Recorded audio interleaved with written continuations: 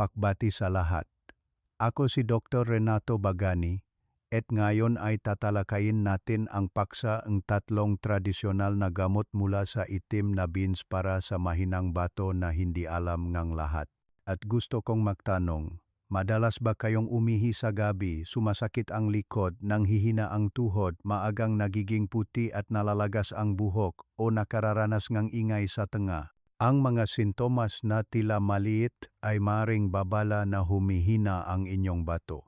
At alam ba ninyo, kapag humina ang bato, hindi lang ito nakakaapekto sa pag-ihi, kundi maari ring magdulot ng alta presyon, problema sa puso, paginang memorya, at medjing panganib ngang kidney failure na mangangailangan ng dialysis habang buhay.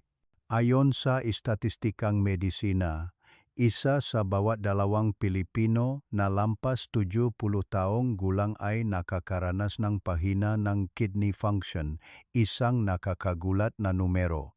Nakakatakot man pakinggan, ang magandang balita ay mayroon tayong maliit na butil sa ating kusina na siyang kalaban ngang mahinang bato. Iyan ay ang itim na beans o balatong sa iba. At ngayon, ibabahagi ko si Dr. Renato Bagani na may 35 taong karanasan, ang tatlong tradisyonal na gamot mula sa itim na beans na simple at epektibo, ngunit ilan lamang ang nakakaalam. Huwag palampasin, mga tita at tito. Itim na beans, ang mahiwagang gamot para sa bato mula sa tradisyon hanggang modernong medisina. Bago tayo magpatuloy sa bawat partikular na reseta, alamin muna natin ang kamangha-manghang benepisyo ng itim na beans para sa kalusugan ng bato. Matagal nang itinuturing ang itim na beans bilang isang mahalagang gamot sa tradisyonal na pagpapagaling ng Pilipino. Ayon sa lumang aklat ng medisina, ang itim na beans ay may matamis na lasa, neutral na katangian, at nakakapekto sa meridian ng bato. May kakayahan itong magpagos ng dugo, mag-detoxify, magalis ng lamig hufong, magpaihiloy-tuy, at magpalakas ng bato, podantuam. Dahil dito, ang itim na beans ay karaniwang ginagamit upang gamutin ang mga kondisyon tulad ng pamamaga futoy, hirap sa pag-ihi, pananakit ng likod, panghihina ng tuhod, di sinasadyang paglabas ng semilya diting. Ingay sa tenga, pagina ng pandinig, maagang pagputi ng buhok, at malabong paningin. Sinasabi pang nga matatanda na ang regular na pagkain ng itim na beans ay nakakatulong na palakasin ang resistensya at pahabain ang buhay, lalo na para sa mga nakatatanda. Hindi lamang sa tradisyonal na pagpapagaling, kinilala rin ngang modernong agham ang nutrisyonal na halaga ang itim na beans. Ang itim na beans ay napakayaman sa plant-based protein, fiber, vitamina, at mineral. Naglalaman ito energy, maraming vitamina A, B, C, PP, kasama ang mga essential amino acids na itinuturing na natural na tonic. Higit sa lahat, ang balat ng itim na beans ay naglalaman ng anthocyanin, isang malakas na antioxidant na tumutulong pumatay ng free radicals, bawasan ang pagtanda, at protektahan ang atay, bato, at cells ng puso. Ipinakita rin mananaliksik na ang itim na beans ay nagbibigay ng mapakiramdam kabusugan, nakakatulong sa pagkontrol ng timbang at binabawasan ang pressure sa bato. Ang matatanda na kumakain ng itim na beans ay nakakaranas ng kabusugan na katulad ng pagkain ng baka ngunit may mas kaunting taba. Sa kasalukuyan, ang trend ng pagdaragda ng plant-based protein sa halip na animal protein ay lalong nagpapatunay sa mahalagang papel ng itim na beans. Ipinapakita ng pag-aral na ang pagkain ng maraming beans ay nakakatulong na mabawasan ang panganib ng chronic kidney disease ng hanggang 70%. Kaya naman, mula sa pinagsamang pananawng, tradisyonal at modernong medisina, ang itim na beans ay karapat-dapat na maging kaibigan ng maluso na bato. Unang reseta, itim na beans kasama ang kogong grass, talahib, nakakatulong sa pag-ihi, nagpapababangang pamamaga, naglilinis ng bat. Mga tita at tito, Ang unang reseta na gusto kong ibahagi ay ang kombinasyon ng itim na beans at ugat ng talahib, Imprata cylindrica. Ito ay isang napakagandang pagpipilian para sa mga nakakaranas ng mahinang bato at mga sintomas tulad ng pamamaga, kaunting paghihi, hirap sa paghihi, at pananakit tuwing umihihi. Kapag pinagsama ang dalawang sangkap na ito, mas malakas ang epekto sa paghihi. Nakakatulong na mabawasan ang pagtatago ng tubig sa katawan at sa gayon ay binabawasan ang pamamaga at pinapabuti ang daloy ng ihi. Hindi lamang iyan, ang reseta na ito ay mayroon ding epekto sa pagpapalamig at detoxification na lubhang kapakipakinabang para sa mga tita at tito na madalas nakakaranas ng mainit na pakiramdam ng trongay, madilim na dilaw na ihi o paulit-ulit na impeksyon sa ihi. Sa tradisyonal na pagpapagaling ng Pilipino, ang talahib ay kilala bilang isang gamot na nakakatulong sa paghihi, nagpapababa ng pamamaga at nagpapalamig nga atay. Karaniwan itong ginagamit ng mga matatanda sa Pilipinas upang gamutin ang bato stones, hirap sa paghihi, pananakit tuwing umihi, ihi na may dugo, at maging suporta sa makaso ng mataas na lagnat. At kapag ipinares sa itim na beans, isang uri ng butil na may pampalamig na katangian na nakakatulong sa pagpapalamig at detoxification, ang reseta na ito ay nagiging perpektong kombinasyon upang mapalakas ang kidney function at mapabuti ang pangkalahatang kalusugan. Mga sangkap, itim na beans lakitan na uri, 100 gram, pinatuyong ugat ng talahib, 15 hanggang 30 gram. Malinis na tubig, humigit, kumulang 1 litro. Paghahanda. Linisin at hugasan ng maigi ang itim na beans kasama ang ugat ng talahib. Maaring ibabad ang itim na beans ng 1,2 oras upang lumambot. Maraming Pinoy ang karaniwang bahagyang nilalaga, ginigisa, ang itim na beans hanggang sa bumango at bahagyang pumutok ang balat. Ang paraang ito ay nakakatulong na mas madaling matunaw ang itim na beans at lumilikha ng mas kaakit-akit na lasa. Pagsasay ng gamot. Ilagay ang itim na beans at ugat ng talahib sa kaldero kasama ang 1 litro ng tubig. Pakuluan, pagkatapos ay hinaan ang apoy at pakuluan ng mga 15,20 minuto hanggang sa matira ang humigit kumulang 500 ml. Paraan kang paggamit. Salain ang likido at itapon ang solidong bahagi. Ang likidong ito ay maaring hatiin at inumin ng ilang beses sa loob ng 1 araw. Masarap inumin kung mainit. Maaring magluto ng bagong batch araw-araw o magluto ng marami at ilagay sa refrigerator pagkatapos ay niting kapag gagamitin. Pangalawang reseta. Itim na beans kasama ang nio-nio, Eclipta alba, nagpapalakas ng bato, nagpapahinto ng pagdurugo, nagpapadilim ng buhok. Mga tita at tito, ang pangalawang reseta na gusto kong ibahagi ay ang kombinasyon ng itim na beans at nio-nio, Eclipta alba, na kilala rin sa ilang bahagi ng Pilipinas bilang hagonoy o tinga-tinga. Ito ay isang kapakipakinabang na reseta para sa mga may kondisyon ng kidney yin deficiency ayon sa tradisyonal na pagpapagaling. Karaniwang sintomas ay panlalabong ng paningin, pagkahilo, ingay sa tenga, insomnia, pakiramdam ng pagiging mainit sa hapon, pagpapawis sa gabi, at maagang pagputing ng buhok. Bukod pa rito, ang magakaso ang madalas na pagdurugong ilong, paghihi na may dugo, o pagdumi na may dugo dahil sa mild hemorrhoids ay maaari ring suportahan upang mapahinto ang pagdurugo. Sa mga Pinoy, ang nio-nio ay matagal ng bantok sa kakayahan nitong magpahinto ng pagdurugo, magpalakas kang dugo, at magpadilim ng buhok.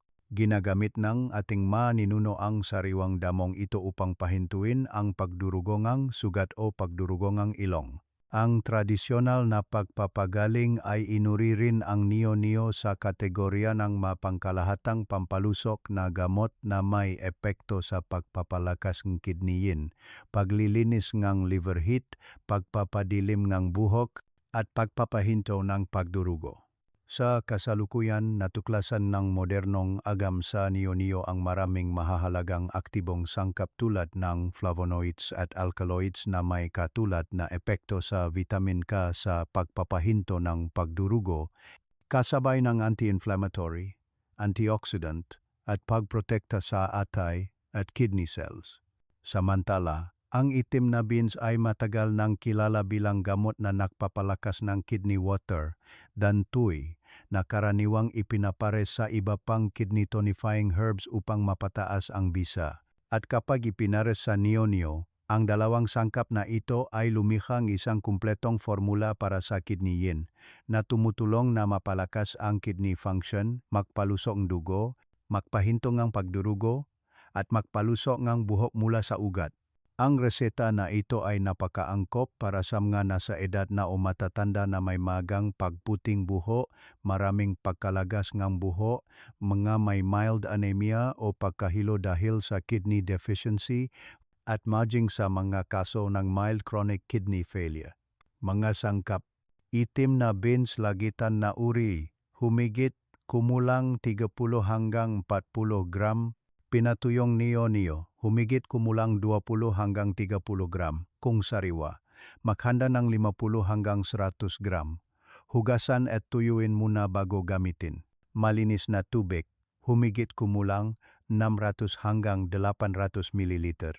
Paghahanda: linisin at hugasan ng maigi ang itim na beans, pagkatapos ay sangkutsahin sa mahinang apoy hanggang sa bumango. Ang neo-neo ay dapat ding lutuin, sangwasin hanggang maging dilaw at tuyo upang mabawasan ang malakas na amoy at mapataas ang bisa.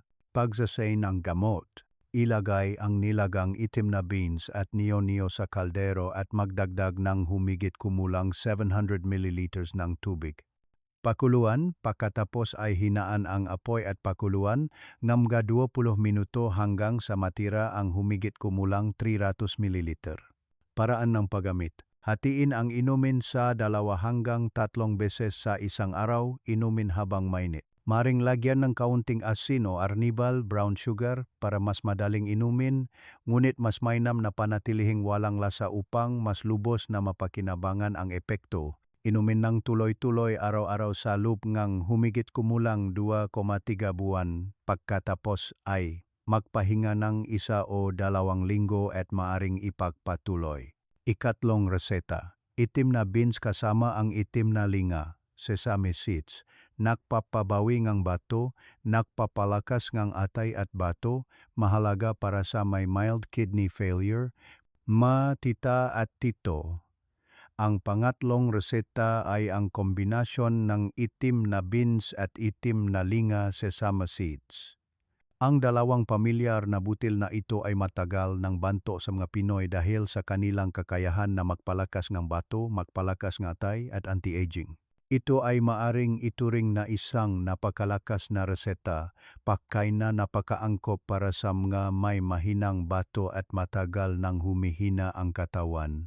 Ayon sa tradisyonal na pagpapagaling, ang itim na linga ay may matamis na lasa, neutral na katangian, at nakakapekto sa meridian ng atay at bato.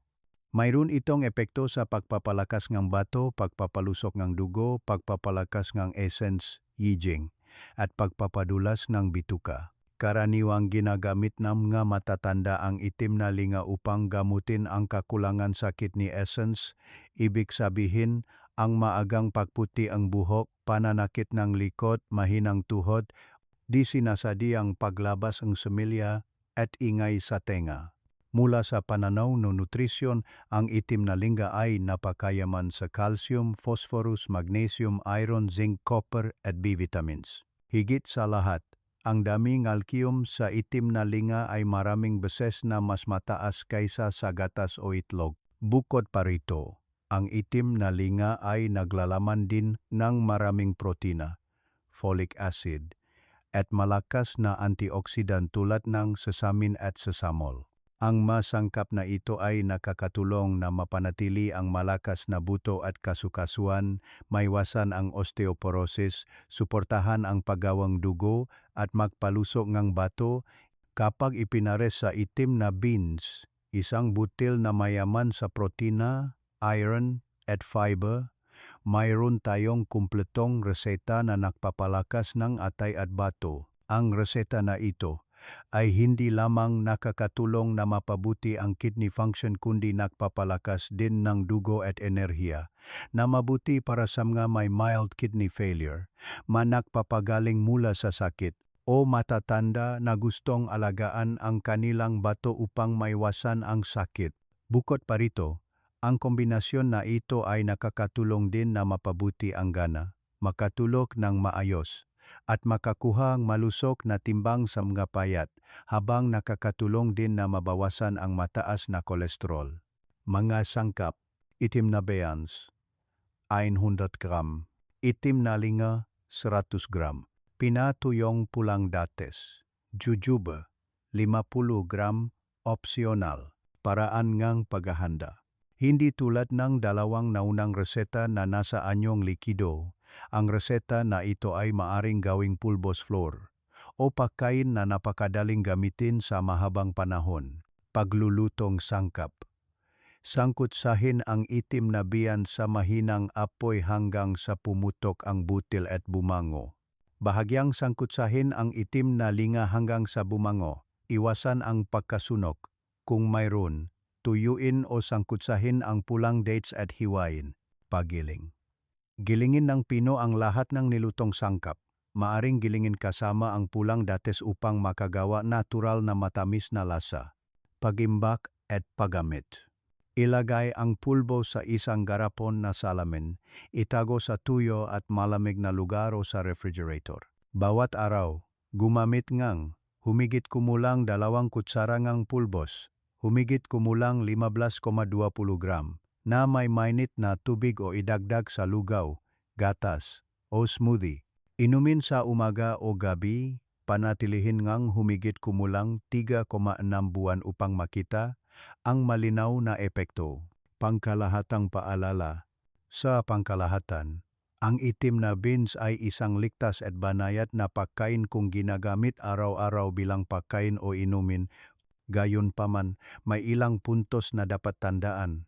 Ang itim na beans ay may bahagyang pampalamig na katangian, kaya ang mamay cold body type, madalas na sumasakit ang tiyan, chronic diarrhea, o peptic ulcer ay kailangan mag-ingat. Kung gagamitin, dapat lutuin sa ngayasin, nang maigi upang mabawasan ang pampalamig na katangian. Huwag uminom ng tubig na itim na beans sa halip na hanap na tubig. Ang labis na pag-inom, 2,3 litro sa isang araw, ay maaring magdulot ng pamamaga ng tiyan at mabawasan ang pagsipsip ng nutrients. Ang pag-inom lamang ng humigit kumulang 500 ml hanggang 1 litro ngang nilagang itim na beans araw-araw ay sapat. Ang itim na beans ay naglalaman ng phytic acid. Ang sangkap na ito ay maaring makabawas sa pagsipsip ng iron, zinc, at calcium. Kaya naman, hindi dapat inumin kasama and supplements o western medicines na naglalaman ng nga mineral na ito. Kailangan ng 2,3 oras na pagitan. Huwag ding umasa lamang sa itim na beans sa mahabang panahon at balewalain ang iba pang pagkain dahil ang katawan ay nangangailangan ng iba't ibang nutrients para manatiling malusog. Sino ang hindi dapat gumamit ng itim na beans? Ang pasyente na may end-stage kidney disease at sumasailalim sa dialysis ay kailangan iwasan ang potassium at phosphorus na medyo marami sa itim na beans. Ang may gout o mataas na uric acid sa dugo ay dapat mag-ingat dahil ang itim na beans ay may katamtamang antas ng purin. Ang labis na pagkain ay maaring magdulot ng pananakit ng kasukasuan. Ang kasalukuyang nakakaranas ng pagtatay o pamamaga ng tiyan ay dapat pansamantalang ihinto ang paggamit hanggang sa mawala ang sintomas.